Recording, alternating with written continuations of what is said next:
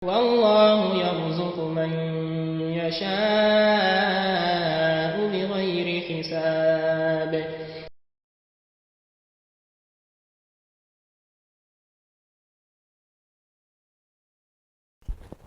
إن الحمد لله نحمده ونستعينه ونستهديه ونعوذ بالله من شرور أنفسنا ومن سيئات أعمالنا. من يهده الله فلا مضل له ومن يضلل فلا هادي له. وأشهد أن لا إله إلا الله وحده لا شريك له، وأشهد أن محمدا عبده ورسوله صلى الله عليه وعلى آله وصحبه وسلم تسليما كثيرا. يا أيها الناس اتقوا ربكم الذي خلقكم من نفس واحدة وخلق منها زوجها وبث منهما رجالا كثيرا ونساء، واتقوا الله الذي تساءلون به والأرحام إن الله كان عليكم رقيبا. يا أيها الذين آمنوا اتقوا الله وقولوا قولا سديدا يصلح لكم أعمالكم ويغفر لكم ذنوبكم، ومن يطع الله ورسوله فقد فاز فوزا عظيما. إخوة الإيمان، أوصيكم ونفسي بتقوى الله عز وجل، فإن من اتقى الله تقاه. أما بعد، جعل الإسلام للمسلم حقوقا على أخيه المسلم، حفاظا على الأخوة الإيمانية وتقوية الترابط بين المسلمين. فقال رسول الله صلى الله عليه وسلم: حق المسلم على المسلم ست: إذا لقيه سلم عليه، وإذا دعاك فأجبه، وإذا استنصحك فانصح له، وإذا عطش فحمد الله فشمته،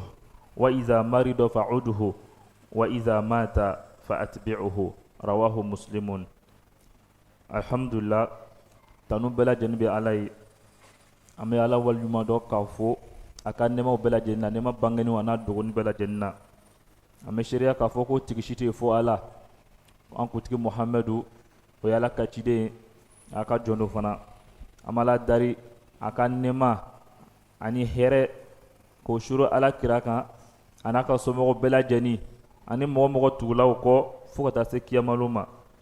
O kɔfɛ an badenma silamɛw, n bɛ n yɛrɛkun ladi k'aw fana ladi ni Ala na siranya ye. Ni mɔgɔ min siran Ala ɲɛ, Ala b'a tigilamɔgɔ tanga ka bɔ kojugu bɛɛ lajɛlen ma. O kɔfɛ inshallah an ka balo bɛna bori fɛn min kan bi, o de ye silamɛw ka hakɛ ye a silamaɲɔgɔn kan. Hakɛ jumɛn de bɛ silamɛw bolo? Hakɛ a silamaɲɔgɔn kan. Ala kira ko ma hadisa kɔnɔ sallallahu alaihi wasallam ko haqqul muslimi alal muslimi sittun, ko hakɛ min bɛ silama kan a silamaɲɔgɔn kan o ye hakɛ 6. Iza lakiyahu fasalima alayhi, ko n'i k'i silamaɲɔgɔn kunbɛn i b'a fo.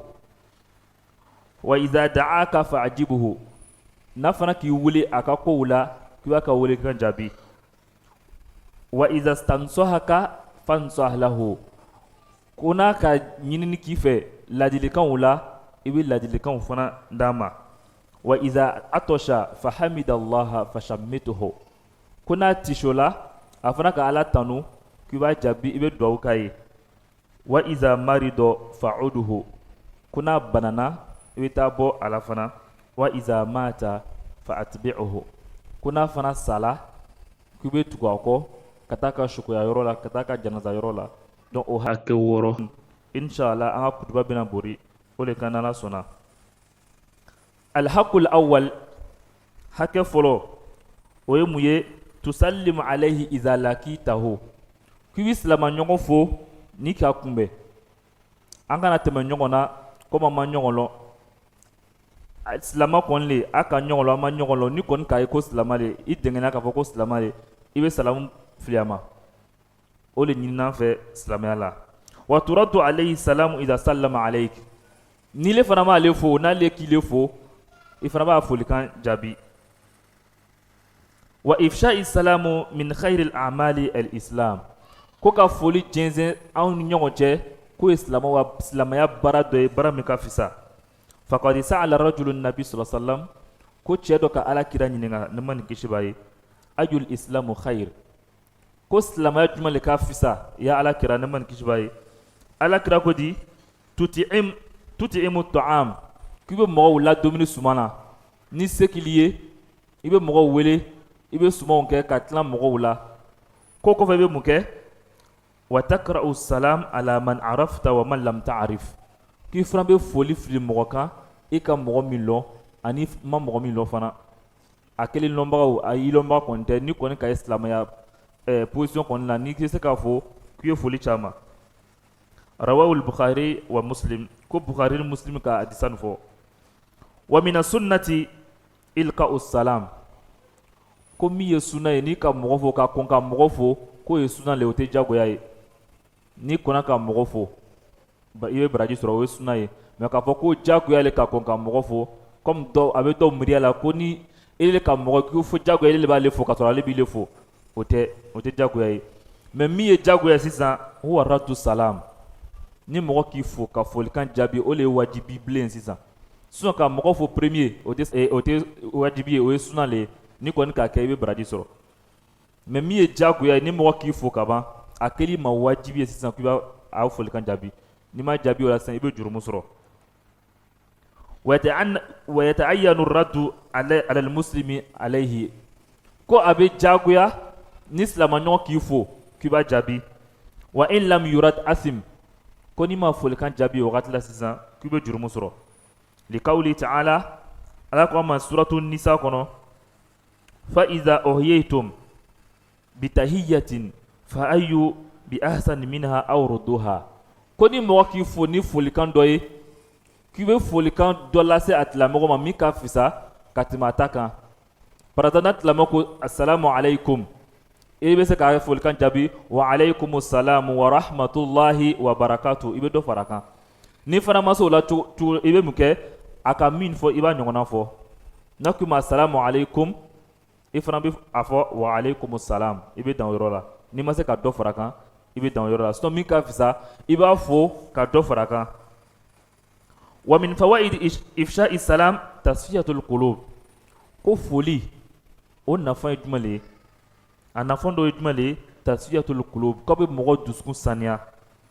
wa tathiruha min ad-daga'in ko fana bɛ mɔgɔ dusukun saniya ka bɔ juguyaw ma juguyaw bɛ an ɲɔgɔn cɛ kɛlɛ fitinin bɛ an ɲɔgɔn cɛ foli bɛ kɛ sababuya ye ka nin bɛɛ lajɛlen saniya ka bɔ mɔgɔ dusukun na wa zar'i mahabba wal mawaddati fiha ko fana bɛ sɛnɛ kɛ mun na kanu a bɛ sɛnɛ de kɛ kanu la mɔgɔ dusukun ni ɲɔgɔn cɛ i ka n'i bɛ mɔgɔ fɔla siɲɛ kelen siɲɛ fila i bɛ taa ye a bɛ don ɲɔgɔn na a ko bɛ diya ɲɔgɔn ye wagati saga ni wagati bɛ n'a ka ɲɔgɔn ye a bɛ ɲɔgɔn fo ni folikan ɲumanw ye likawli sallallahu alaihi wa sallam la tadkhulul jannata hatta tu'minu wala tu'minu hatta tahabu awala adullukum ala shay'in idha fa'altumuhu tahabbtum ala kira ko hadisa kɔnɔ ni ma nin kisi ba ye a ko a tɛna don alijinɛ kɔnɔ fo a ka limaniya ko a tɛna se ka limaniya fana fo a ka ɲɔgɔn kanu ala kira ko hadisa la ko yala n tɛna yirali kɛ aw la fɛn dɔ la n'a ka fɛn min kɛ kanu bɛna sabati an ɲɔgɔn cɛ a ko di afshu salam bainakum ko a ye fori cɛri an ɲɔgɔn cɛ n'a ka ɲɔgɔn ye a ye foli lacaya an ɲɔgɔn cɛ ko a bɛna ɲɔgɔn kanu n'a ka ɲɔgɔn kanu la sisan don a bɛna limaniya sɔrɔ n'a ko limaniya sɔrɔ ka dafa sisan a bɛna don alijinɛ kɔnɔ rawahu muslimun fa kullu wahidi min al-mutalaqiyayni yad'u lil akhari bis salamati min ash-shururi wa bi rahmati al-jaliba li kulli khair ko ni mɔgɔ fila fila ka ɲɔgɔn kunbɛn o bɛna foli min kɛ ɲɔgɔn ye o bɛ duwawu le kɛla ɲɔgɔn ye sanga ni wagati bɛɛ n'i le ko mɔgɔ ma ko assalamu alayki i ko kisi i bɛ duwawu kɛla tilamɛ ko kisi b'i kan a tigilamɔgɔ bɛna fɔ tuguni ko wassalamu alaykum aydon donc kisi fana b'ile kan an bɛ duwawu le kɛla ɲɔgɔn ye donc ni mɔgɔ k'i fo n'i bɛ se ka dɔ fara foli kan i bɛ o baraji sɔrɔ i b'o kɛ n'i ma se i bɛ dan a ta ɲɔgɔnna ma wa bi rahmati al-jaliba li kulli khair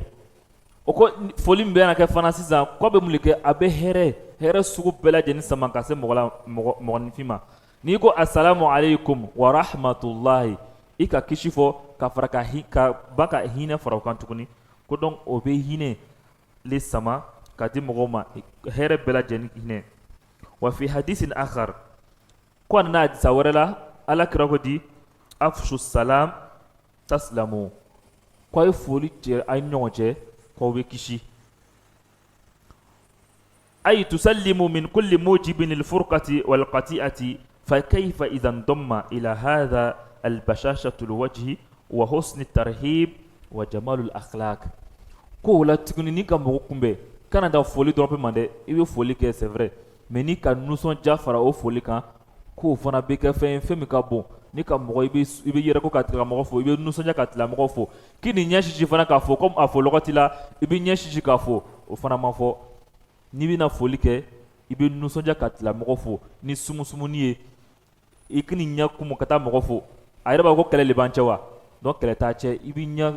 lafoni i bɛ nisɔndiya ka tigilamɔgɔ fana fo ani jogo ɲumanya fana ye o tun ye hakɛ fɔlɔ ye min tun ye ka foli cɛri silamɛw ni ɲɔgɔn cɛ a filanan tujibuhu iza da'aka k'i bɛ mɔgɔ ka welelikan jaabi ni silamɛɲɔgɔn k'i wele a ka cérémonie la a k'i wele a ka furusiri la a k'i wele a ka denkuli la a k'i wele a ka fɛn o fɛn na ni jurumuko kɔni t'a la k'i b'a welelikan jaabi wala tata'akharu ani da'wati illa min uzrin mu'tabar ko fana kana yakaruya a ka welelikan ma mɔgɔ k'i wele par exemple o ko an bɛna ɲɔgɔn bɛn 8 heures et les colons c'est l'heure africaine i bɛna fɔ 11 heures ou bien midi ko kana o kɛ n'a k'i wele n'a ka l'heure min f'u ɲɛna i bɛ jija kana l'heure la ou bien ni lozira dɔ le bɛ yen empêchement gɛlɛn dɔ le bɛ min se k'i bali ka n'a ka welelikan jaabi ko n'o le problème t'a la sinon ni foyi tɛ yen kana lalu kɔnɔ ko cérémonie bɛna daminɛ 8 heures ko farafin l'heure le i bɛna fɔ 10 heures ou bien midi k'o man ɲi ko kana o kɛ watanwi bihijabatihi ikrama akhika almuslim litusaba alayhi ni fana bɛ taa a ka welelikan jaabi i bɛ ŋɛniya ta n bɛ taa n silamɛɲɔgɔn ka welelikan jaabi ni ŋaniya ɲumanya min ye i b'o fana baraji sɔrɔ n'a kɛla o la cogo di laada bɛ yɛlɛma ka kɛ mun ye ka kɛ bato ye parce que ala kira ko hadisa kɔnɔ innamal a'malu binniyat wa innama likulli imri'in ma nawa donc ala kira ko hadisa kɔnɔ ko baara bɛɛ lajɛlen silamɛya bɛ kɛ ni ŋaniya le ye donc n'i ka ŋaniya min ta ala b'o baraji de d'i ma n'i ka ŋaniya ɲuman ta ko i balimacɛ a welelikan jaabi ala fana b'i sara o welelikan jaabili la فإن كان صاحبه يسر بأكله أفطر ولا يميز في إجابة الدعوة بين الفقير والغني كفنا كان فرنسا كي كم وارتيك دولة كان ولي سلام وارتيك دولة كان ولي أما يرسابي كابافن كاسا ما بلا كاتا أويرولا منين دوكي ولي نفوي تالي بلو كو تشانونا كو واكو تلابا إذا أويرولا كو باسي عليه فانتان لي donc ko kana faranfasiyali kɛ waritigi ani fantaw ka weleli cɛ ni mɔgɔ mɔgɔ k'i wele ni silama kɔnle a kɛla fantan ye o a kɛla waritigi ye k'i b'o bɛɛ lajɛlen ka welelikan jaabi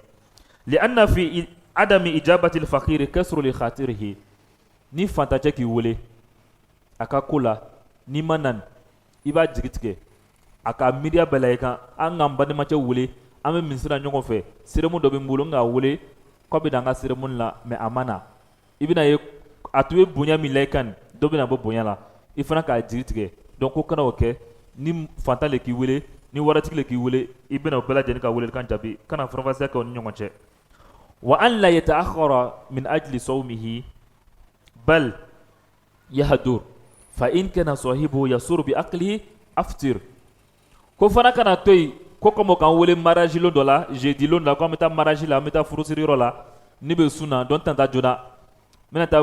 wagati min domini bana la an bɛ taa sigi ka baro kɛ ko kana o kɛ hali n'i bɛ sun na n'o ko mariage ye 8 heures misiri kɔnɔ ou bien lu kɔnɔ i bɛ na ka bɛn l'heure ma juste hali n'i bɛ sun na ko ni mɔgɔ min fana k'i wele n'i y'a domini le ka d'a ye a bɛ fɔ k'ile ye domini kɛ o le ka d'ale ye hali n'i bɛ sun na a ɲinini fɛ o yɔrɔ la k'u ye sun tigɛ ka domini kɛ n'i ye nafila sun le donna ni sun jago wajibi sun dɔw tɛ ni nafila sun le k'u bɛ sun tigɛ o yɔrɔ la ka domini kɛ silamɛya k'o lataga an ye o yɔrɔ la ko n'i k'a lɔn ko i tɛna se ka sun tigɛ don k'u ye mun kɛ i bɛ kuma ɲuman fɔ a tigilamɔgɔ ɲɛna i bɛ duwawu fana k'a ye vraiment ne kɔni tɛna se ka sun tigɛ comme n bɛ sun na mais i bɛ duwawu le k'a ye ni hɛrɛ ye ala hɛrɛ don a ka ko la ala barika don a ka ko la i bɛ o duwawu k'a ye fa innahu min ahabbil a'mal ila Allah ta'ala wa illa da'a lahu bi khairin ko ka i bademacɛ fana n'a k'i wele ka n'a walima kungo la ou bien k'i wele ka n'a furusi la a denwuli la n'i tɛna se ka dumuni kɛ ko fɛn le fana fɛn min ka di Ala ye i nana a wele kan jaabi kama k'o ka di Ala ye n'i bɛ se ka dɔɔni dom i b'a dom mais n'i tɛna se o si la an ka fɔ sisan i bɛ duwawu le kɛ a tigilamɔgɔ ye ni hɛrɛ ye Ala barika don a ka ko la Ala kira ko a tisa kɔnɔ sallallahu alaihi wasallam iza du'iya ahadukum falyujib fa in kana sa'iman falyusalli ay yad'u wa in kana muftiran falyut'im Ala kira ko a tisa kɔnɔ ne ma nin kisi ba ye ko ni aw dɔ la kelen welela ka taa kungoya dɔ la fa in kana sa'iman ko ni kɛla mɔgɔ ye mɔgɔ min bɛ sunna falyusalli k'i bɛ duwawu kɛ a tigilamɔgɔ ye wa in kana muftiran ko ni tɛ sunna dɔ i bɛ mun kɛ falyakul aw falyut'im i bɛ dumuni kɛ rawahu muslim wa yanbaghi at-ta'addub bi adabi ziyara ni mɔgɔ fana k'i wele a ko la ko jogo dɔw bɛ yen i kan k'o kɛ yahduru fi waqtil munasib o ka lɛri min d'i ma k'u bɛna o lɛri tɔgɔ la wala yata'akharu anhum k'u fana kana na rita la kuma k'a fɔ ɲɛma kana yakaruya ka to kɔfɛ kana k'u k'o kɛ wala yu'ajjilu al-maji fayufaji'uhum qabla waqt al-munasib ko fana kana na joona n'o ko fête bɛ 8 heures ile kana na 6 heures 7 heures mɔgɔ fɛ ko fana kana o kɛ n'o ko 8 heures i bɛ tout possible kɛ kana 8 heures bɛn o walu kɔnɔ mais kana na 6 heures kana sigi mɔgɔ da la ka mɔgɔ mun ko kana o fana kɛ wa idha jaa yatruku al-baba bisuhula ko ni fana nana kana mɔgɔ da bugɔ ni fanga ye i bɛ da bugɔ dɔɔni dɔɔni n'i taara sɔrɔ da tugu la i b'a bugɔ dɔɔni dɔɔni kana kɛ ni fanga ye wa yaghuddu basarahu k'i bɛ ɲɛna filɛli fana jigi kana taa kɛ mɔgɔ lu kɔnɔ ile ɲɛ bɛ fɛn bɛɛ de la i donna mɔgɔ lu kɔnɔ i bɛ fɛn bɛɛ filɛ la i bɛ bɛɛ filɛ lu kɔnɔ ko kana o kɛ i bɛ ɲɛna filɛli jigi wala yuhab tajassum ala ahli bayt ko fana kana ɲini ka mɔgɔw fɛsɛfɛsɛ lu kɔnɔ ni bɛ mun de kɛla ni bɛ mun de kɛla ni bɛ min kɛ ko kana taa o si ɲɛɲini i bɛ o k'i wele ko min na i bɛ taa o dɔrɔn bɛ kɛ ka taa lu kɔnɔ wala yutiru ziyara duna dɔrura ni mɔgɔ fana k'i wele ka taa fɛ ni cérémonie kɔni tɛna mɛn o ko cérémonie bɛ ban a bɛ daminɛ 8 heures ka ban 10 heures ni 10 heures sera ko bɛɛ bɛ cɛri kana taa sigi ko cérémonie bɛ ban 10 heures ele bɛ taa sigi fo 14 heures ou bien fo 18 heures mɔgɔ fɛ lu kɔnɔ ko kana o kɛ ni cérémonie banna bɛɛ bɛ taa a fɛ lu kɔnɔ wa yasta'zinu inda insirafihi ولا يقادر إلا أن يأذن له صاحب البيت ويشكر صاحب الضيافة على حسن استضافته فمن لم يشكر الناس لم يشكر الله كنا فناس كلا أكا كمويا أكا دومنو أكا منو كوني سيرموني بنا إبي جانيني لوتيكي في كسرقتا كنا تا مغو نينمتي إفنا نانا إبي جاني نيني كفو الحمد لله سيرموني كون بنا نيبي في كتا na kala sisan i bɛ a barakada i ni ce i kan wele i ya kungoya la alhamdulillah an mina an ka dumuni kɛ alhamdulillah an wasala donc i bɛ duwawu k'a ye i b'a fo ka barakada ko ni mɔgɔ min tɛ mɔgɔw barakada i tɛna se ka ala fana barakada o tun ye a hukumu filanan ye alhaku salisu hakɛ sabanan tansaw lahu idha talaba minka nusaha aw nasiha ko ni mɔgɔ ka conseil ɲini fɛ ni mɔgɔ ka ladilikanw ɲini fɛ k'i b'a ladilikan ɲumanw ye wa nasihatu min khulqil anbiya alayhi salam ko ladilikan fana o ye nabi ɲumanw ka jogo le ye ne ma nin kisi b'o ye li annahum ansawul khalqi ko sabula nabi ɲumanw olu le mɔgɔ ye mɔgɔ min bɛ se ka ladilikan di mɔgɔw ma ka tɛmɛ bɛɛ lajɛlen kan olu le o mɔgɔw ye wa abarruhum wa atqahum ko olu le mɔgɔ ɲumanw la bɛɛ lajɛlen ye ala ɲɛsiranjɔnw bɛɛ lajɛlen o ye mɔgɔ ɲumanw ye قال الله تعالى عن نوح ألاكم مساكرتني نوح كيسالا كودي نوح كمقوما أبلغكم رسالات ربي وأنصح لكم كم لا سليك أو ما أنت ألاك تلا لا سولا وأنصح لكم من لا تلكم فاند أو ما وقال أن هود أفنكو هود كإسالا نمان كشباي وأنا لكم ناصح أمين كوني أو جما مغي مغمل لا تلكم نمود أو ما ونبينا الكريم محمد صلى الله عليه وسلم هو أعظم الخلق نصحا كون كتب محمد نمان كشباي قال مغولا بلا جني سانفلا مغو بلا جني كا بلي لا دي كان لا دي كان دي لا wa aktharuhum shafaqa ko mɔgɔ bɛɛ lajɛlen la sɔn caman hinɛ la a ka manton kan ko ye ala kira ye wa nushan lahum ko mɔgɔ bɛɛ lajɛlen la ɲuman ladilikan na a ka manton ma ko ye ala kira ye wa khawfan alayhim mɔgɔ fana bɛ siran a ka manton kan ka tɛmɛ bɛɛ lajɛlen kan o ye ala kira ye wa nasihatu hiya alqiyam bi huquqil mansuh lahu mal mahabbati sadiq ko ka ladilikan di mɔgɔ ma o le ka jɔ ni ladilikanw bɛɛ lajɛlen ɲuman ye n'a kɛcogo ɲuman fana ye n'i bɛ ka mɔgɔ ladi kana mɔgɔ to jama cɛma ka ko dɔ kɛ ka kuleya kan ka ladilikan d'a ma jama la k'o man ɲi i b'a to yen i b'a ta a kelen i bɛ ladilikanw d'a ma ni kumakan ɲumanw ye n'a kɛla ten ala bɛ se ka a dusukun magaya a b'i ladilikan mɛn mɛ kana lɔ jama cɛma k'i bɛ ladilikan di mɔgɔ ma k'a dɔgɔya an n'a tun bɛna i ya ladilikan mɛn o yɔrɔ a t'a mɛn tuguni a bɛna mɔgɔ filɛ jama kama a tɛna sɔn a bɛna ye ko dɔgɔyalima le donc ladilikan tɛ di yɔrɔ bɛɛ a tɛ kɛ wagati fana bɛɛ hali ni mɔgɔ dusu ganna wagati min na i bɛ se k'a to yen n'a dusu sumana wagati min na i bɛna ladilikanw d'a ma o tun ye hakɛ sabanan ye hakɛ naaninan tushammituhu iza atosha wa hamidallah ni mɔgɔ b'i kɛrɛfɛ i siramaɲɔgɔn b'i kɛrɛfɛ a tisola n'a ko alhamdulillah ni mɔgɔ mɔgɔ k'a mɛn alhamdulillah ni kɔni silama o silama kɔni k'a mɛn a bɛ kɛ diyagoya i ma i b'a fɔ yarhamukallah ni kɔni k'a lɔn o de kama ko k'i ya diinɛ kalan nafa caman de b'a la donc i bɛ duwawu kɛ a tigilamɔgɔ ye a tigilamɔgɔ fana bɛna duwawu k'i ye o wagati la mɛ n'a tigilamɔgɔ tisola i ma alhamdulillah mɛn a tigilamɔgɔ m'a fɔ a tɛ diyagoya kan sisan k'a fɔ mɛ ni kɔni a donna i tolo la wajib alayka an tujibahu wallahu ta'ala yuhibbul utos qala rasulullah sallallahu alaihi wasallam inna allaha yuhibbul utos wa yakrahu tasa'ub ala kira ko hadisa kɔnɔ sallallahu alaihi wasallam ko mɔgɔ min bɛ tiso ko tigilamɔgɔ ka di ala ye ko lakin mɔgɔ min bɛ wawa ko tigilamɔgɔ man di ala ye mɔgɔ min bɛ to k'a da waga wagati bɛɛ sunɔgɔ le b'i la kɔngɔ le b'i la o mɔgɔ ko o man di ala ye mɛ tisobagaw le ka di ala ye fa iza atosa ahadukum wa hamidallah ko n'a dɔ la kelen tisola o bɛ a ka alhamdulilayi fɔ kana haqqan ala kulli muslim sami'ahu an yakula lahu yarhamukallah ko bɛ wajibiya silama bɛɛ lajɛlen kan silama o silama ka a ka alhamdulilayi mɛn k'i b'a fɔ man di yarhamukallah ko ala ma hinɛ i la halisa wɛrɛ ala kira bɛna fɔ wala yushammit illa man hamidallah ko mɔgɔ i tɛ mɔgɔ jaabi mɔgɔ min tisola a ma alhamdulilayi fɔ n'a tisola k'a daje i fana y'i daje a ma foyi fɔ donc ko ni mɔgɔ min k'o kɛ ko alhamdulilayi yarhamukallah tɛ fɔ o tigilamɔgɔ ma ala kira ko hadisa kɔnɔ tuguni iza atisha ahadikum fahamidallah fashammituhu ko ni mɔgɔ min tisola ka alhamdulilayi fɔ ko a ye duwawu k'a tigilamɔgɔ ye fa in lam yahmadillah ko n'a ma ala tanu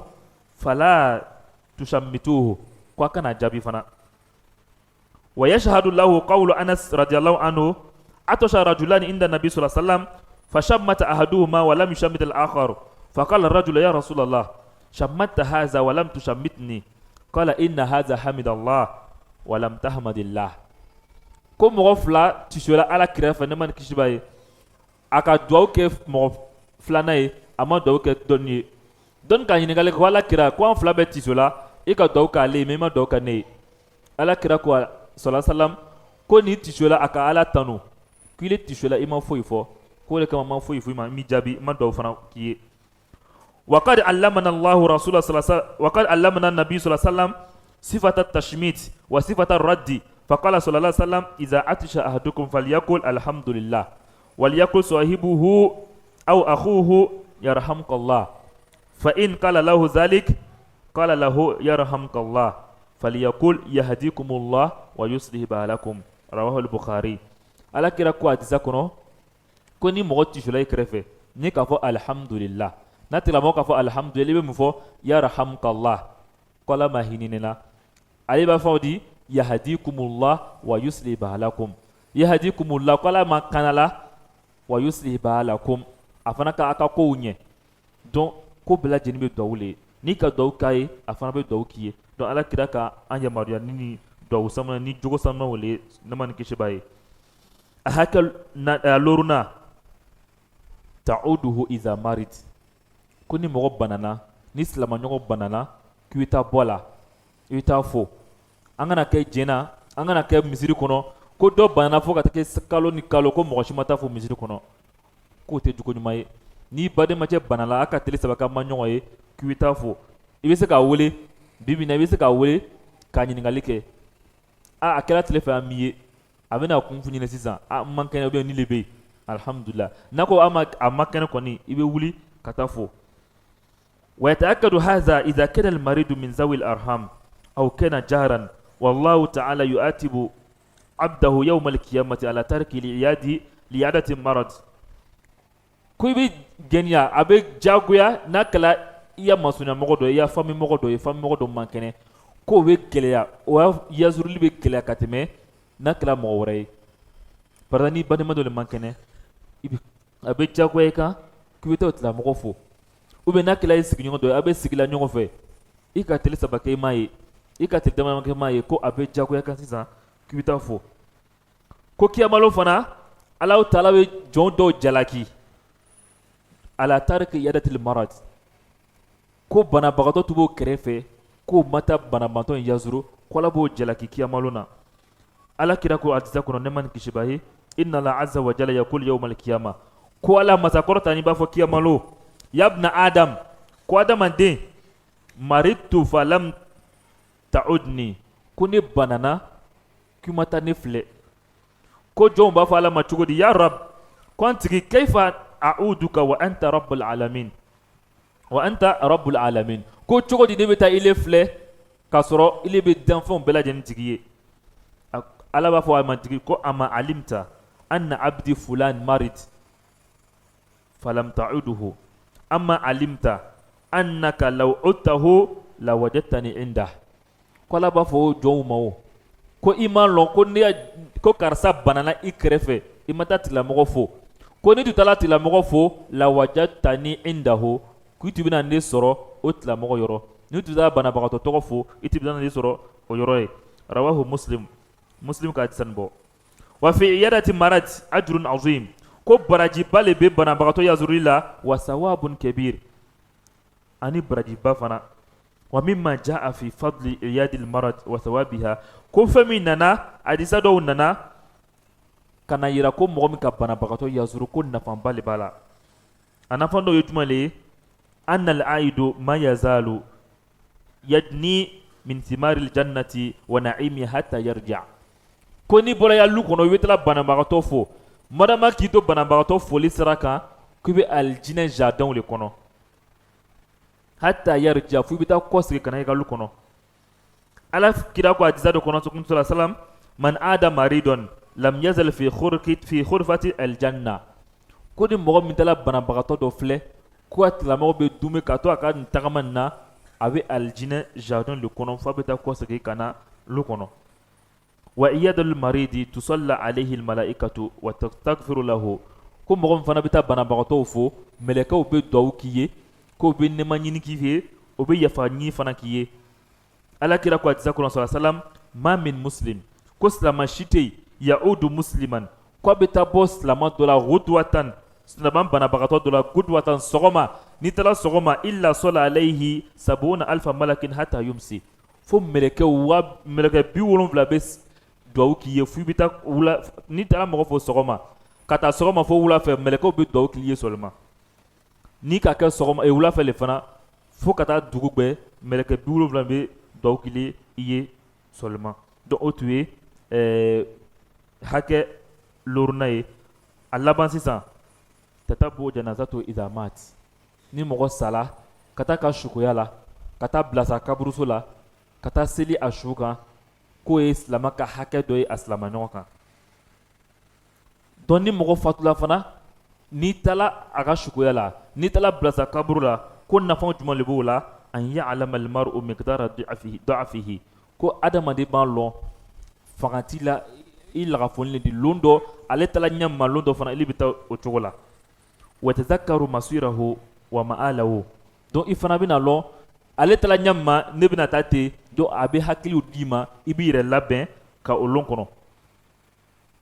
Ala kira ko sallallahu alaihi wasallam udul marda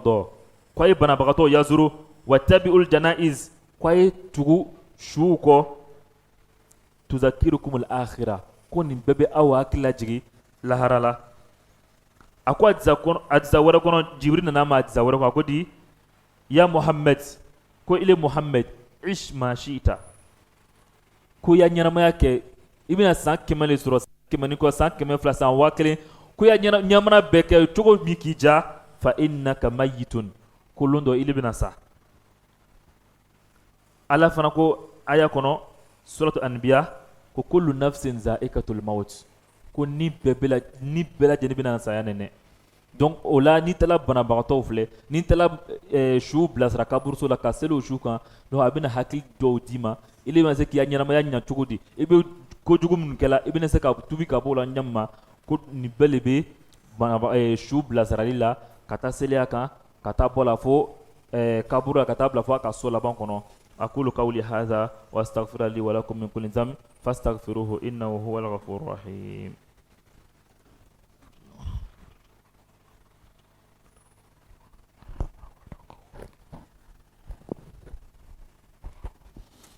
إن الحمد لله نحمده ونستعينه ونعوذ بالله من شرور أنفسنا ومن سيئات أعمالنا.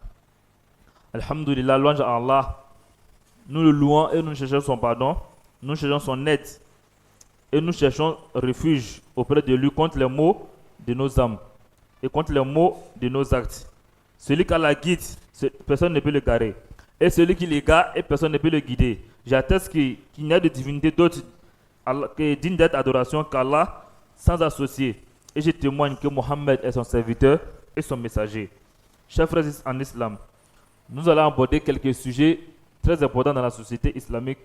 qui est les droits du musulman sur son frère musulman. On est dans la société ensemble et on a des droits envers l'autre qu'on ignore. Et ces droits, le prophète sallallahu nous a dit dans la 10, le musulman a 6 droits sur son frère musulman. Et que nous allons citer, Inch'Allah, pas à pas. Le premier des droits, c'est quoi? C'est le fait de répandre la salutation entre les musulmans. Quand tu vois ton frère musulman dans la rue, tu es convaincu que c'est un musulman, tu lui lances la salam. Assalamu alaikum wa rahmatullah. Ça, c'est une obligation et un droit du musulman envers toi. Le saluer. Et aussi, si toi tu n'as pas salué, si lui te salue, c'est une obligation pour toi de répondre à sa salutation. Et parmi les bienfaits des salutations entre les musulmans, ça fait partie, ça engendre l'amour et la fraternité entre les frères de la communauté et les frères musulmans. Et le prophète sallallahu alayhi wa sallam nous dit dans hadith, il dit vous n'entrez pas au paradis tant que vous ne croyez. Il dit vous ne croirez point aussi tant que vous ne vous aimez pas. Et il dit, je vais vous montrer quelque chose. Si vous faites cela, vous allez vous aimer. Il dit, afshu salam bainakum. Il dit, répandez la salutation entre vous. Si vous voyez, saluez-vous mutuellement. Et cela aussi est bénéfique pour les liens des frères en islam et dans la communauté. Et aussi, quand tu croises ton frère, il ne faut pas le saluer étant le visage serré, étant la mine serrée. Donc, tu le salues avec une joie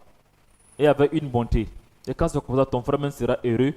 Et alhamdoulilah, vous deux aussi, vous serez récompensés de vos actes. Parce que quand lui te dit salam alaikum, même toi tu dis salam alaikum, c'est une bénédiction qu'il fait pour toi. Et toi aussi, tu le répliques en disant wa alaikum salam. Et que la paix soit sur toi. Donc, c'est comme ça. C'est quand vous vous croisez dans la rue, il ne faut pas dire, lui, on n'est pas dans la même communauté, mais on n'est pas dans la même famille. Donc, si on se voit, c'est fini, on se dépasse. Non. Si tu le vois, tu le salues. Tu le connais ou tu ne le connais pas, tu dois le saluer. Et le deuxième droit, répondre à son invitation s'il vous appelle. Si un de tes frères de la communauté, un musulman t'invite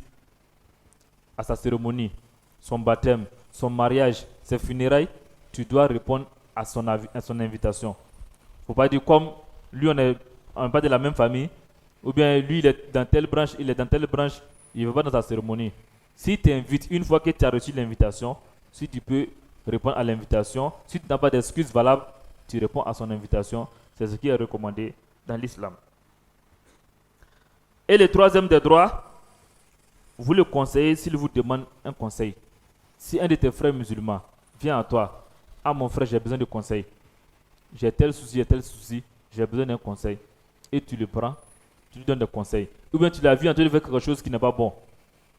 tu l'approches avec les gestes qui vont avec. Il ne faut pas le laisser au milieu de la foule. Toi là, on ne veut pas ça. Non. Tu peux l'ennuyer là-bas et il va se sentir frustré. Et il ne va pas écouter tes paroles même que tu vas lui dire. Mais si tu le prends en secret, tu lui dis vraiment, je t'ai vu en train de faire quelque chose, c'est pas bon, c'est pas bon. L'islam dit ça, l'islam dit ça. Donc c'est comme ça, on doit donner conseil à son frère musulman. Il ne faut pas le conseiller avec des tons aussi qui sont élevés. Le conseil c'est fait avec douceur. Ne fais pas ça avec la force. Et le quatrième des droits,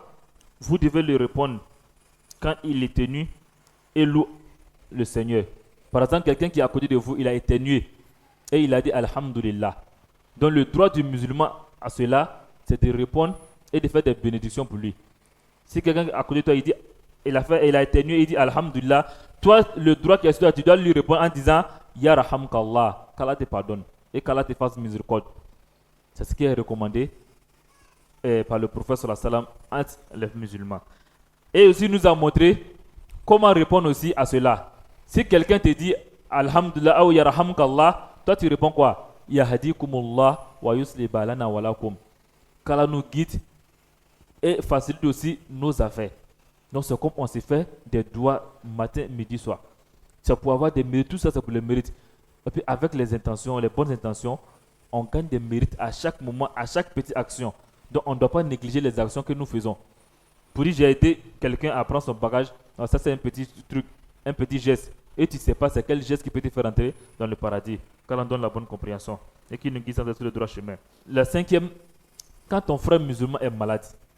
tu dois lui rendre visite, aller le saluer. Il est à l'hôpital ou qu'il soit à la maison, tu dois prendre tes précautions, aller lui rendre visite.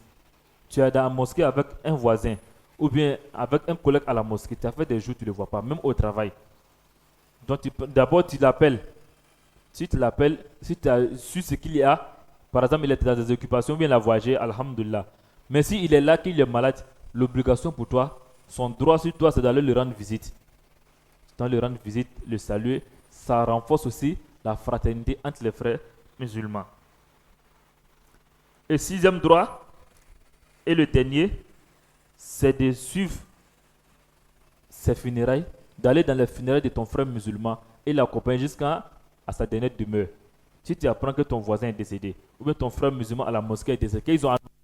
la prière mortuaire se fera dans tel coin et il va être enterré dans tel cimetière. Si tu as la capacité et la possibilité d'aller là-bas, tu vas l'accompagner, faire prier sur lui et accompagner dans sa dernière demeure. C'est le droit aussi des musulmans pour son frère musulman. Et l'un des avantages de cela est que quand tu fais cela, toi-même, ça te fait rappeler, ça te donne une conscience encore de son parcours. On était ensemble hier nuit, on a fait cela ensemble hier, et aujourd'hui lui il est parti. Quelle doit être toi ta réaction? Donc ça doit t'amener aussi à réfléchir, à te repentir à ce que tu fais, Hier par exemple, on est parti faire des trucs qui ne sont pas bons ensemble, et aujourd'hui lui il est décédé, toi Dieu t'a laissé en vie. Tu as donné quoi à Dieu? Rien. Donc ça doit te donner une réflexion et une conscience aussi, une bonne conscience de te retourner, de te repentir de ce que tu fais. Et aussi voir, quand tu vas voir au cimetière, comment on enterre les gens. Moi, demain, c'est comme ça que je vais terminer. C'est dans ce petit trou-là, ils vont nous faire coucher. Sans lit, sans climatiseur, sans ventilateur, dans le noir, sans lumière. Donc comment doit être ta réaction? Ça doit t'amener aussi à te repentir et à te ressaisir sur des actes, les mauvais actes que tu fais, et c'est les bons actes que tu fais, ça doit t'amener à multiplier ces actes-là avant le dernier jour. Inch'Allah, qu'Allah donne la bonne compréhension et qui nous guide sur le droit chemin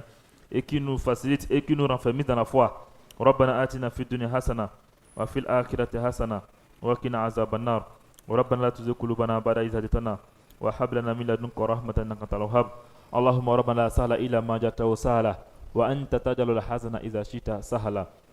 اللهم أعنا على ذكرك وشكرك وحسن عبادتك اللهم أعنا على ذكرك وشكرك وحسن عبادتك اللهم اغفر لجميع موتى المسلمين الذين شهدوا لك بالوحدانية ولنبيك برسالة وماتوا على ذلك رب اغفر لهم وارحمهم وعافهم واعف عنهم وأكرم نزلهم ووسع مدخلهم واغسلهم بالماء والثلج والبرد ونقهم من الذنوب والخطايا كما ينقى الثوب الأبيض من الدنس